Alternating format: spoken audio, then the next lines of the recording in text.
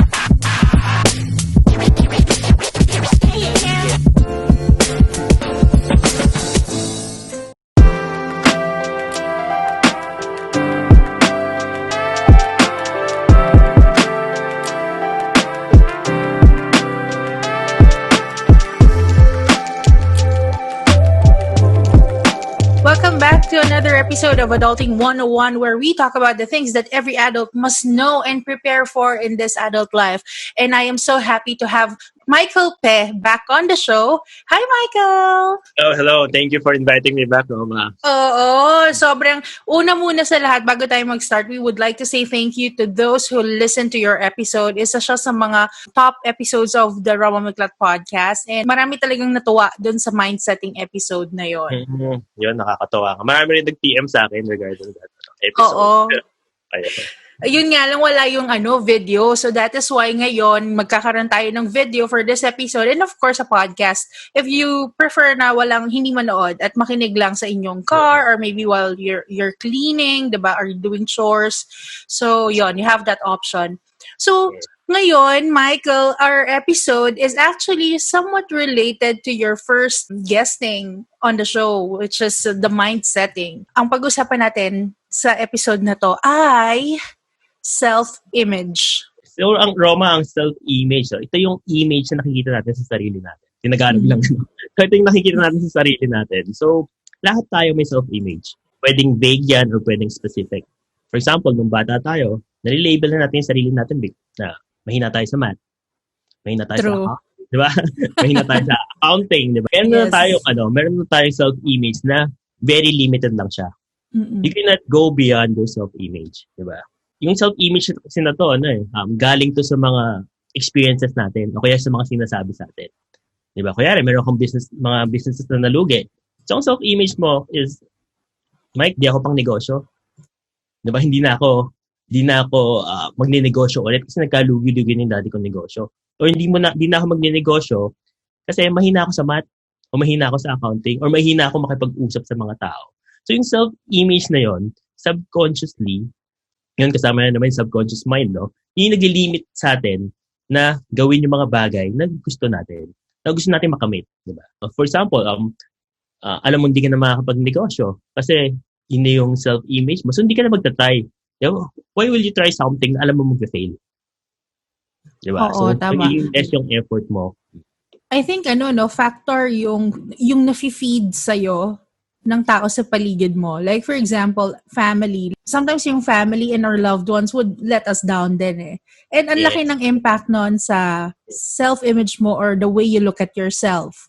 So, if lagi kang, ang tingin sa'yo ay loser, either you really become a loser or magre-rebelde ka or you strive hard. Diba?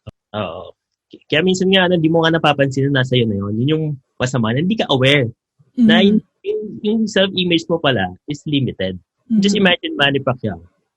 For sure, for Manny Pacquiao, yung self-image niya is to be a champion.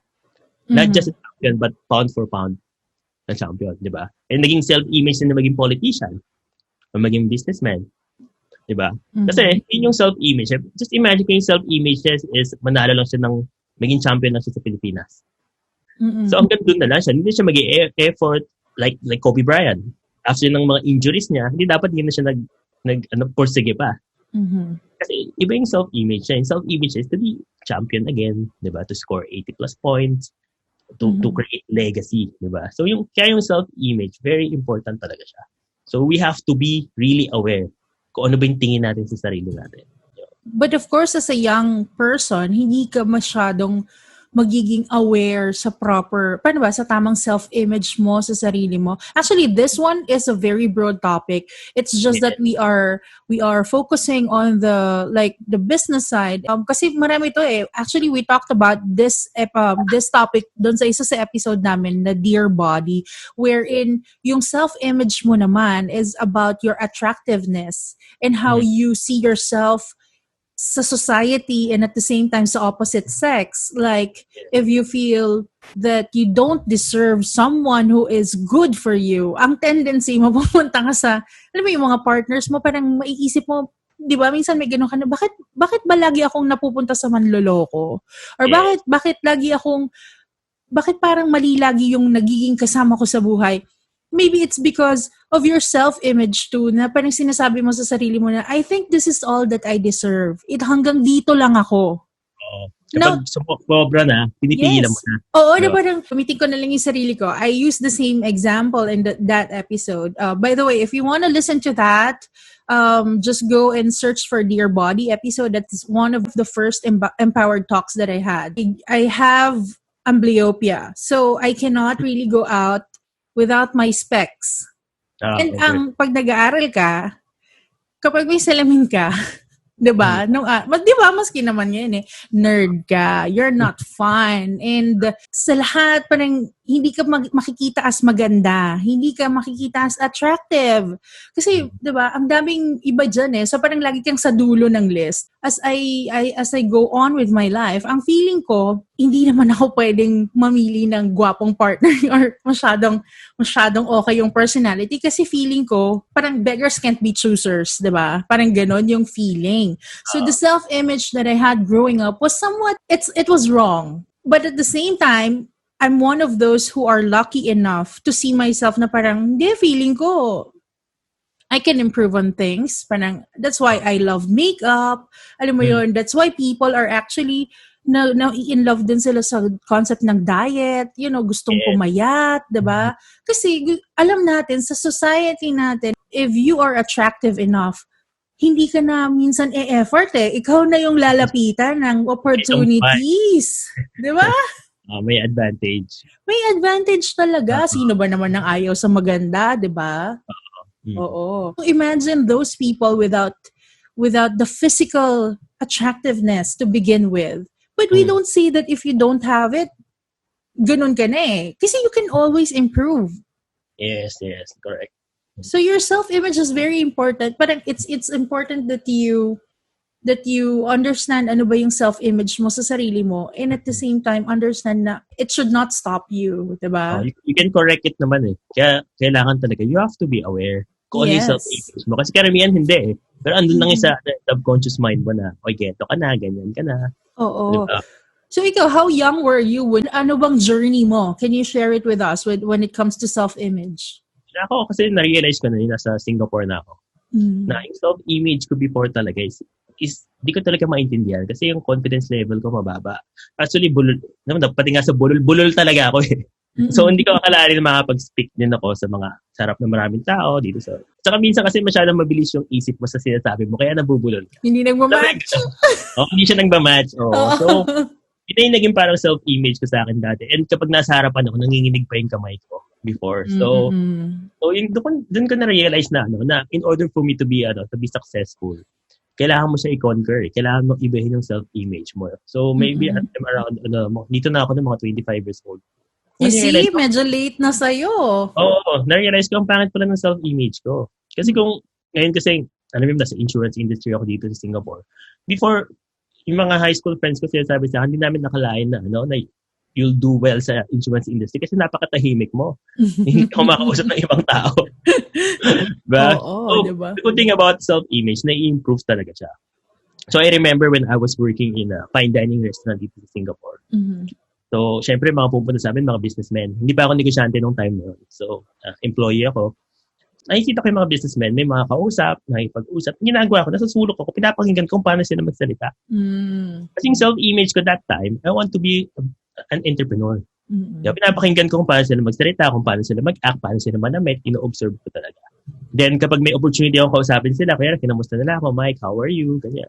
Kaya tanong ko agad kung paano sila naging successful. Kasi if your self-image is limited, na iniisip mo na hindi ka magiging negosyante someday, or kung ano man yung mga pangarap mo, hindi ka mag-strive to learn more. Kasi alam mo, magiging ano lang siya, waste lang siya eh. Diba? So, yun yung ginagawa ko nung time na yun. Saka, I remember rin before nasa restaurant ako, nag-work po. So, kasi ako ng MRT, ano pangarap ko lang nung time na yun is makapagsuot ng long sleeve sa trabaho. Talaga. Makapunta sa office, makasuot ng long sleeve. So, pag nasa MRT ako. Naka-leather shoes, ganyan. Oo, ganon. Kasi syempre ako nakapang restaurant yung outfit. Ganon. So, kung yung ano mo talaga, yung desire mo talaga is to be someone or to be successful. Depende sa, kasi marami namang ang definition ng success. Pwede money, family. So you have to get out of your self-image. Kasi ang self-image na yan, minsan pinamadindigan mo na lang yan eh. Kuyari, nabigyan na siya. Kuyari, yan si Roma, malakas uminom yan. So bawat inuman, may make sure mo na ikaw yung pinakamalakas. Kasi, diba? That's your ayaw mo punta sa iba yung ganong image naman. Yes, kahit, kahit negative siya, trophy pa rin siya eh. Trophy pa rin siya. So minsan, naglilive tayo sa nabubuhay tayo sa image na binigay sa atin ng ibang tao. Gusto natin panindig. But at the end of the day, importante ba talaga siya? Yes. Diba? But alam mo, totoo yan. Kasi when I guess, sabi ko nga, saan ko ba nakuha yung confidence? Kasi makapal mukha ako. Kapal talaga na mukha ako. As in, di ko maintindihan kung saan ko siya nakuha. Kasi my mom and my dad, yung tatay at nanay ko, mahiyain. And even my sisters, ako lang talaga yung, I would say, in the family, yung malakas ng loob. Kasi, I wouldn't advise you guys to get your self-image din naman sa mga napapanood nyo sa drama or sa movies. It's because those are created circumstances and scenarios. Ibig sabihin, either they are blown out of proportion or parang it's just a glimpse of what reality really is. For example, yung ginawa ni Michael na tinatanong niya or nakikinig siya dun sa mga businessman na nakikipag-usap sa kapwa nila, businessman or maybe sa clients nila. Because in the movies, most of the time, the businessmen are perceived as, mayabang, diba? Laging walang time, hindi mo makausap, you always have to run after them. But in reality, hindi ganun ang mga businessmen. There are those who are very humble and very generous na sobrang simple. Minsan hindi mo pagkakamalang, siya may-ari ng 3 building dito, diba? Sobrang simple. Yeah, so it's best that yung makikihalubilo ka kasi it really changes your perspective.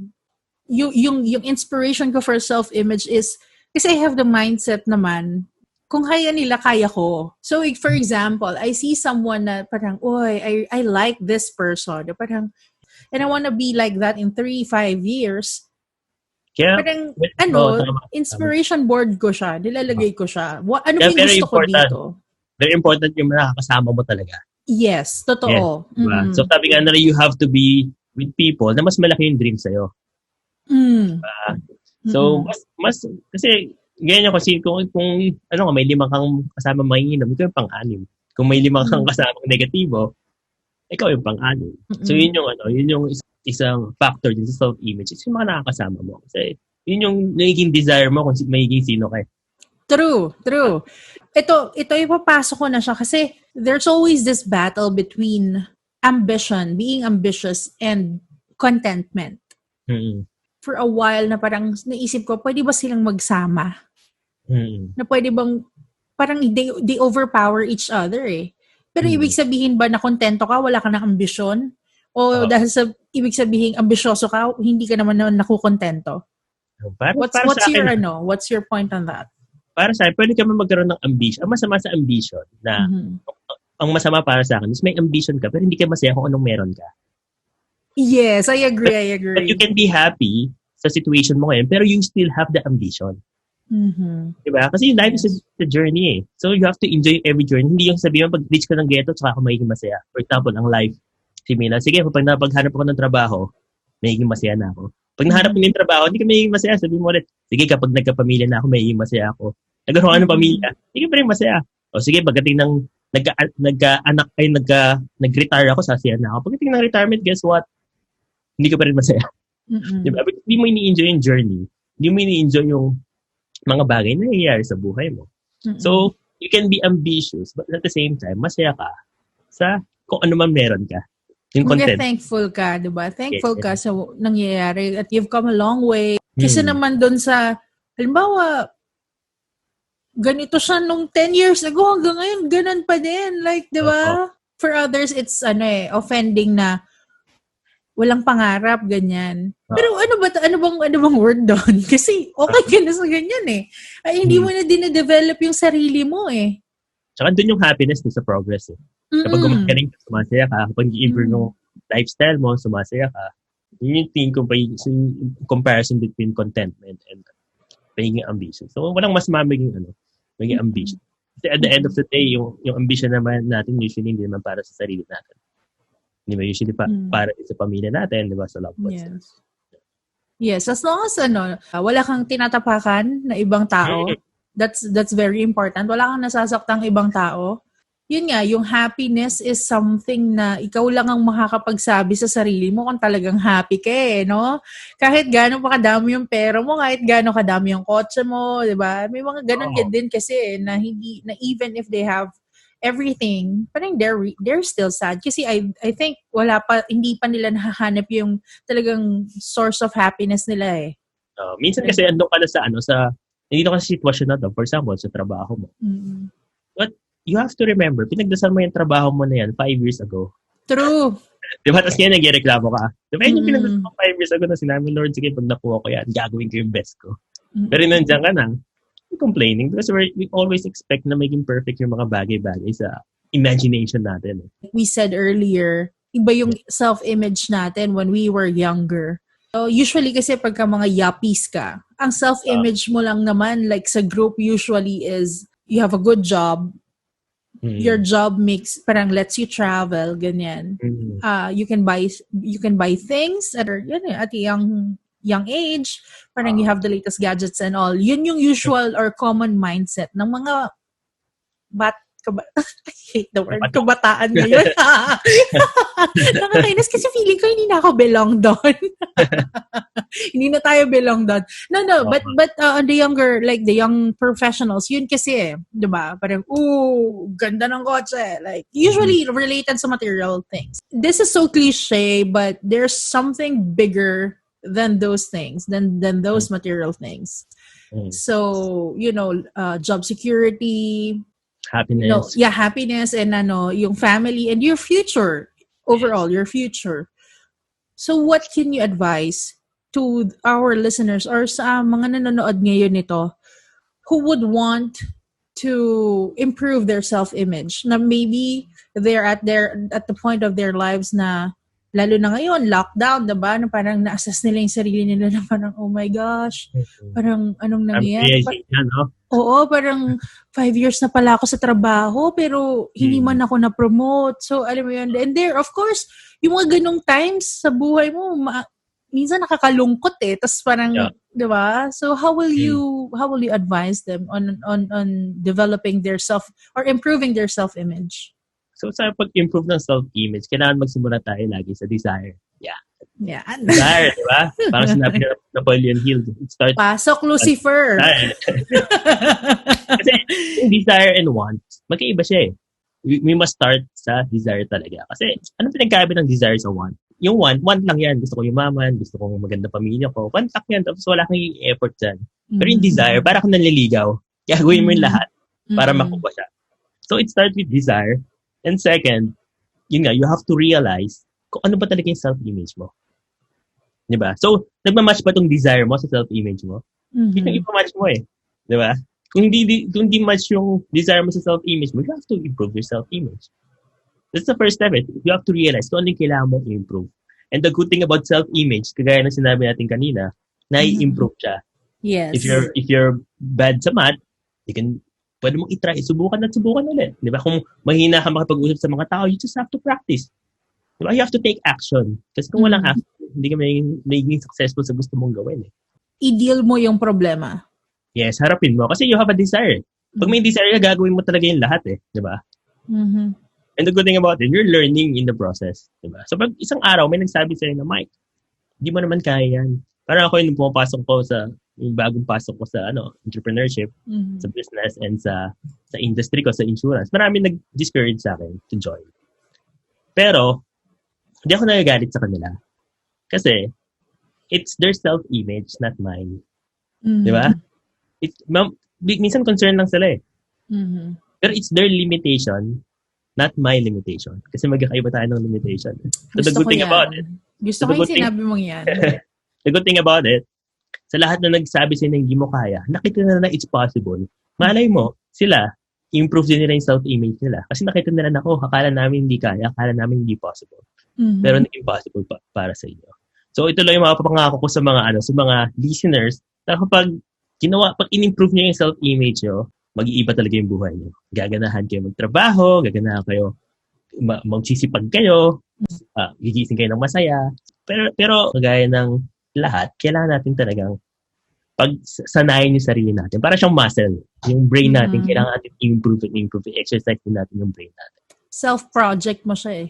Yes, oo. Oo.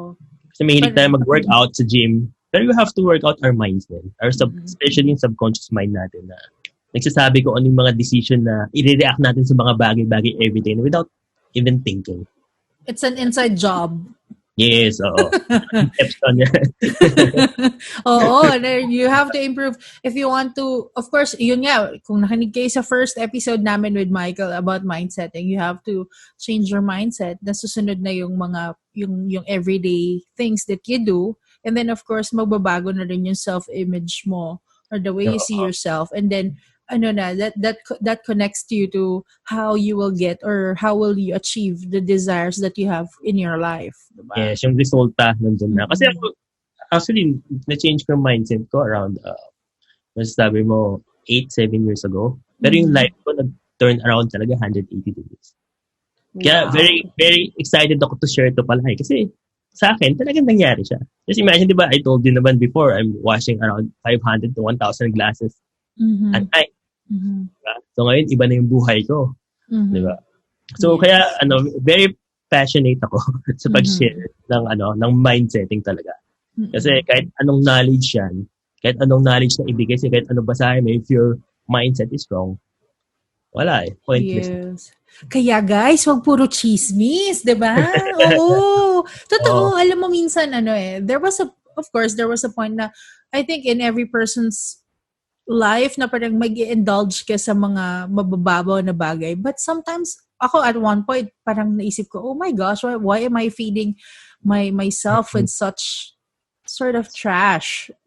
That's how I see it. Kasi diba, if you are watching Sherlock Holmes, kasi I love Sherlock Holmes, yung Benedict Cumberbatch na Sherlock Holmes. And I just love when he said that, yun daw utak niya, parang he's very picky with the things that he puts in his mind. It's because it's like an addict. And I don't have time and I don't have space for, gossips and stuff. Although of course, we still need those things kasi minsan, diba, pampa-relax. Hindi relax, pero minsan we have to get petty stuff, ganyan, di ba? Part ng life yun eh. But at the same time, wag doon i-focus yung buhay mo. Like, guys, they have their lives. The mere fact that you're talking about it is you're already feeding them or you're already giving them money, di ba? Sabi ng nanay ko din to eh. Puro artista. Sila kumikita, ikaw kumikita ka ba? Which is true, di ba? Oo, kasi yung energy natin, very limited lang. Yung gagamitin yung energy mo sa mga bagay na hindi ka matutulungan. Totoo! Diba? Maraming mga tao na nagtataka, dapat wala nag-change sa buhay ko. Hindi nag-improve yung life. Alam mo bakit? Pag kising mo, ibang buhay yung titignan mo eh. Yes, Instagram na sinafollow mo. Ibang buhay ka nakafocus, hindi sa buhay mo eh. Diba? So yun nga, mas nag-grow talaga yung pinagpo-focusan mo. Mas kumikita sila. Kasi hindi ka focus sa sarili mong buhay eh. That's right. That is so true.